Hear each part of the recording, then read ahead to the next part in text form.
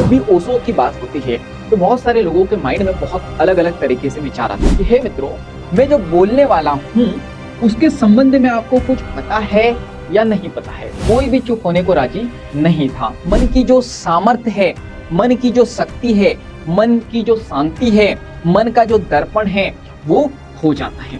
यानी ये हमें याद भी नहीं है कि जीवन होता क्या है या जीवन किया कैसे जाता है। तो इसीलिए ओशो कहते हैं कि हम खुश क्यों नहीं रह पाते हैं, परमात्मा को क्यों नहीं जान पाते हैं, आत्मा को क्यों नहीं जान पाते हैं, जीवन को क्यों नहीं जान पाते हैं। नमस्कार दोस्तों, मैं हूं DRX दिवेशपाल और आज हम ओशो की बुक को एक्सप्लेन करने वाले हैं जिसका नाम है अंतर की खोज। तो ओशो जो है जब भी बात शुरू करते हैं तो एक घटना के साथ में अपनी बात को शुरू करते हैं। तो इस घटना को शुरू करने से पहले मैं आपको एक बात बता दूं, जब भी ओशो की बात होती है तो बहुत सारे लोगों के माइंड में बहुत अलग अलग तरीके से विचार आते हैं। तो मैं बता दूं आपको, अभी तक के आपने ओशो को यूट्यूब पे सुना है 5 मिनट, 10 मिनट, 15 मिनट, तो हो सकता है ओशो की बात आपको गलत लगे। लेकिन जब आप ओशो की बुक को डिटेल में समझोगे तो आपको समझ में आएगा कि ओशो बोलना क्या चाह रहे हैं। क्योंकि जब भी ओशो कोई बात समझाते हैं तो उसको बहुत डिटेल में समझाते हैं, बहुत डीपली समझाते हैं, जो 5-10 मिनट में आपको समझ में नहीं आएंगी। तो अगर आपको ओशो को जानना है, ओशो की बातों को जानना है और बहुत डिटेल में जानना है, अपने जीवन को जानना है, जीवन की सच्चाई को जानना है, तो आपको जो है कंटिन्यू जो है इसको फॉलो करना होगा, पूरी बुक को कंटिन्यू पढ़ना होगा। तो वही हम लोग करने वाले हैं। तो चलिए शुरू करते हैं। ओशो अपनी बात जो है एक घटना से शुरू करते हैं। ओशो बताते हैं एक धार्मिक अपरिचित फकीर था। गांव के लोगों में बहुत उत्सुकता थी उस धार्मिक व्यक्ति को, उस धार्मिक फकीर को सुनने की। तो गांव वाले एक साथ जमा हुए और उन्होंने जो है उस फकीर को धर्म के बारे में बोलने के लिए आमंत्रित किया। अब फकीर ने धर्म के बारे में बोलने के लिए दिन तय किया। वह दिन था शुक्रवार, क्योंकि वो धार्मिक दिन होता है। तो शुक्रवार के दिन जो है वह फकीर जो है गांव वालों के सामने जो है धर्म के बारे में जो है बोलने के लिए आए। तो जैसे ही फकीर ने बोलना शुरू किया, उन्होंने कहा, मैं बोलने से पहले यह जानना चाहता हूं कि मैं जो बोलने वाला हूं उसके संबंध में क्या आपको कुछ पता है या नहीं पता है। तो गांव वाले ने बोला कि आप जो कहना चाह रहे हो उसके संबंध में हमको कैसे पता चलेगा, नहीं नहीं नहीं, हमको तो नहीं पता है। तो फकीर ने कहा कि तुम्हें तो कुछ भी नहीं पता है, मैं जो बोलने वाला हूं उसके बारे में अगर आपको कुछ भी नहीं पता है तो ऐसे अज्ञानियों के सामने बोलने से क्या फायदा, मैं नहीं बोलूंगा। वहां मंच से उतरे और चले गए। अब गांव वाले बड़े हैरान कि ऐसा तो जो है आज तक के किसी ने नहीं कहा उन्हें। बड़े जो है आश्चर्यचकित हुए गांव वाले, लेकिन फिर भी जो है उन्होंने सलाह मशवरा किया और फिर से जो है वो फकीर के पास पहुंचे और जो है जैसे तैसे फिर उनको आमंत्रित किया कि आप धर्म के बारे में बोलिए। और जो फकीर थे बड़े दयावान थे, तो फिर राजी हो गए कि चलो ठीक है, मैं आता हूँ, अगले शुक्रवार आता हूँ, फिर से मैं जो है धर्म के बारे में बातें कहूँगा। अब जैसे ही वो स्टेज पे चढ़े, जैसे ही वो मंच पे चढ़े, उन्होंने फिर बोला कि हे मित्रों, मैं जो बोलने वाला हूँ उसके संबंध में आपको कुछ पता है या नहीं पता है। तो गाँव वाले ने सोचा, पहले जब नहीं कहा था तो ये फकीर चले गए थे, तो गांव वाले ने कहा जो आप बोलना चाह रहे हो हाँ पता है हमें। तो फकीर ने कहा फिर तो मैं बिल्कुल नहीं बोलूंगा और मेरा बोलना बिल्कुल भी नहीं बनता है, क्योंकि जब आपको सब कुछ पहले से पता है तो मेरा बोलने से क्या फायदा, और वैसे भी ज्ञानियों के सामने ज्ञान देने से कोई फायदा नहीं होता है, तो मैं नहीं बोलूंगा। वहां मंच से उतरे और चले गए। अब जो है गाँव वाले फिर कंफ्यूज हो गए, फिर आश्चर्यचकित हो गए, अचंभित हो गए कि हमने तो हाँ भी बोल दिया, ना भी बोल दिया। लेकिन जैसे तैसे फिर से हिम्मत की, गाँव वाले ने बात की और फिर से जो है फकीर को धर्म के बारे में बोलने के लिए राजी कर लिया। और जो फकीर है वो भी खुशी खुशी जो है राजी हो गए। फिर से वही कहानी, जैसे ही वहां मंच पे चढ़े उन्होंने बोला, मैं जो बोलने वाला हूं उसके संबंध में आपको जो है कुछ पता भी है या नहीं पता है। तो गाँव वाले ने जो है थोड़ी देर तो सोचा कि पहले हाँ बोला था फिर भी ये चले गए, ना बोला था फिर भी चले गए, तो अब क्या किया जाए। तो जो है गाँव वाले ने जो है कुछ लोगों ने हाँ कहा और कुछ लोगों ने ना कहा। यानी कुछ लोगों का मानना था कि हाँ हमें पता है और कुछ लोगों का मानना था कि नहीं नहीं हमें नहीं पता है। तो फकीर ने कहा कि जिन्हें पता है वो उन्हें बता दे, जिन्हें नहीं पता है मेरा तो यहाँ कोई काम नहीं, मैं चला।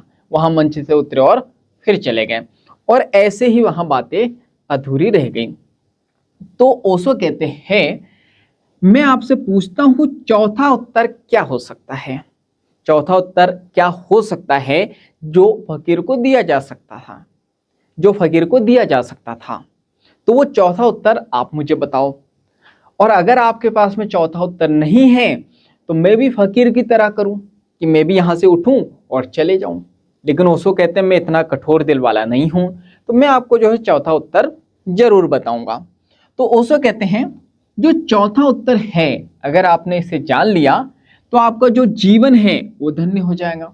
आप जीवन के बारे में जान पाओगे, सत्य की खोज कर पाओगे, जो परमात्मा है उसकी खोज कर पाओगे, और आनंद का मजा ले पाओगे अगर आपने चौथे उत्तर को जान लिया तो ओशो कहते हैं पहला उत्तर तो ये था कि हाँ हमें पता है, दूसरा ये था कि हमें नहीं पता है, तीसरा ये था कि कुछ लोगों ने बोला हमें पता है और कुछ लोगों ने कहा हमें नहीं पता है। तो ओशो कहते हैं चौथा उत्तर ये नहीं हो सकता था कि कोई कुछ भी ना कहे, सिर्फ चुप रह जाए, साइलेंस रह जाए, मौन रह जाए। अगर मौन हो जाते तो फकीर उस दिन वो बात बताता जो उसे बतानी थी, लेकिन ऐसा नहीं हुआ, कोई भी चुप होने को राजी नहीं था। तो ओशो कहते हैं चुप होने में जो है, जो समर्थ है वही सत्य को जान पाता है। लेकिन प्रॉब्लम ये है, दिक्कत ये है कि कोई भी चुप होना नहीं जानता, हर किसी को बोलना है। तो जो चुप होने में समर्थ व्यक्ति है, अगर कोई चुप रह सकता है, साइलेंस रह सकता है, मौन रह सकता है, तो वो उस बात को समझ पाएगा जो सामने वाला कहने वाला है। जो चुप होने में समर्थ है वो जीवन को जान पाएगा। जो चुप होने में समर्थ है, जो हमारे भीतर परमात्मा है या आत्मा है, कुछ लोग कहते हैं परमात्मा है, कुछ लोग कहते हैं आत्मा है, तो ये जो परमात्मा है और आत्मा है इसको जान पाएगा। लेकिन कब जान पाएगा? जब कोई चुप रहेगा। और हर किसी के अंदर ये सामर्थ्य नहीं होता है कि वो चुप रह जाए, हर किसी को बोलना है। ओशो कहते हैं कि बोलने की सामर्थ्य सब में है, लेकिन चुप होने की सामर्थ्य बहुत कम लोगों में होती है। और जिसमें बोलने की सामर्थ्य होती है वो जागते वक्त भी बोलता है और सोते वक्त भी बोलता है।